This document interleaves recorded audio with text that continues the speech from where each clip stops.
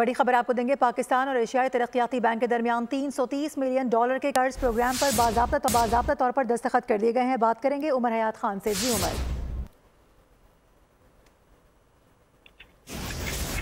उमर सुन सकते हैं? जी बिल्कुल।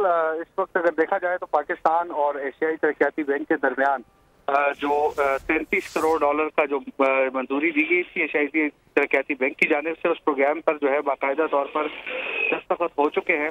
और कर्ज प्रोग्राम की रकम जो है वो समाजी तहफ़्फ़ुज़ और तरक्की के लिए इस्तेमाल की जाएगी। कर्ज प्रोग्राम की रकम बेनज़ीर इनकम सपोर्ट प्रोग्राम के जरिए इस्तेमाल की जाएगी। और पाकिस्तान की जानिब से सेक्रेटरी इक़्तिसादी उमूर डॉक्टर काजिम नियाज ने मुआहदे पर दस्तखत किए और एशियाई तरक्याती बैंक की जानिब से कंट्री डायरेक्टर जो है हेमा पेन ने मुआहदे पर दस्तखत किए। सफारती वज़ीर इक़्तिसादी उमूर आहद चीमा ने मुआहदे पर एशियाई तरक्याती बैंक का शुक्रिया अदा किया। जी ठीक है उमर, बहुत शुक्रिया आपका।